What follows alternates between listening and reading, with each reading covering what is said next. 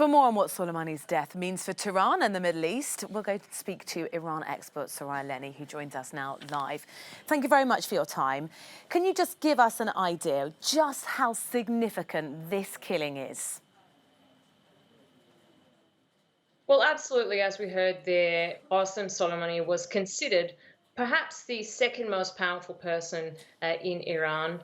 And let's not make any kind of mistake. He's not a militia leader. He's not some sort of shadowy figure. Qassem Soleimani is within a command structure, or was within a command structure. He was an Iranian state official and, of course, head of the Quds Force, which is the foreign wing of the Revolutionary Guard under the direct command of the Supreme Leader's office. Killing an Iranian state figure is no small feat. And there are a lot of questions tonight about what the US end game is, what the goal is, and what is going to happen basically tomorrow. Because I don't think, if anyone can recall in modern US-Iran history, that there's really been this kind of, I suppose, strike on an official Iranian figure, not even since the 1979 revolution. And some of the language that's being used by leaders in Iran is that of harsh retaliation, revenge. How much pressure will Iran be under to formally retaliate, and what might that look like? Iranian leaders are already under immense pressure to retaliate. As you mentioned, there is language from the supreme leader, from basically all branches of the Iranian government. There is a call for revenge against the United States. This is seen as the death of diplomacy, if diplomacy even existed still after the US walked out of the International Nuclear Accord of 2015. Of course, with the election of Trump in 2018 and his pressure of his strategy of maximum pressure. The Iranian leadership's under severe pressure internally. Mourning has already started. We've seen scenes from Kerman, Qassem Soleimani's hometown. Thousands of people are already on the street. So it's really going to be a challenge within the country to let cool heads prevail. Iran is a rational state actor. However, given the immense pressure from hardline actors domestically, but perhaps also those abroad in groups like Hezbollah, for example, it's really going to have to walk a tightrope as to how it retaliates, and if it does indeed retaliate to this attack and death of Qassem Soleimani. This is an extreme escalation in terms of the relationship between Trump and Tehran. Presumably no one wants a full blown-out war.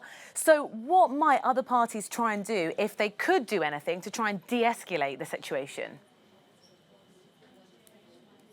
One would think that nobody wants war, but we have seen, of course, in the past couple of years that there are certain state actors within the region, within the Middle East, who are really pushing the United States towards war. And that reality has become a lot closer with the election of Donald Trump, and a lot closer tonight with the killing of Qassem Soleimani, of course, as well as Iraqi counterparts in Baghdad.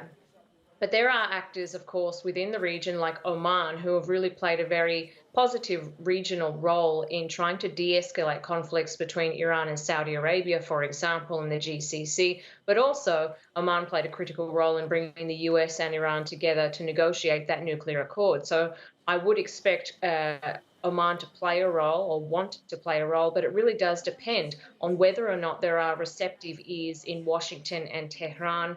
And given that Iran has really gambled on a nuclear accord that the US walked away from, and Trump has really eroded a lot of the critical capital that the reformists had to try diplomacy in Iran, I really don't see a lot of positive avenues left open to de-escalate this crisis right now. If it can't be de-escalated, how close are we to all-out war?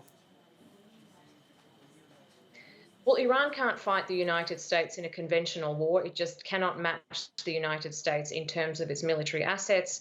However, what it does well is asymmetrical warfare. Iran has spent many years, particularly since the 1979 revolution, building critical capital in the Middle East, in states like Lebanon, Syria, and Iraq, in places that the United States, no matter how much money, no matter what kind of fancy weapons it has, it just cannot build that critical capital on a ground level. Iran can draw on that. So if there is some kind of a war, I don't expect it necessarily to be a conventional war. Expect Iran to draw on its proxies to pressure American assets throughout the region. And I think the United States is cottoning on to that. They've already, in Iraq, the embassy's already told US personnel and US citizens to leave the country. Thank you very much for your analysis, Soraya Lennie, Iran expert. Appreciate your time.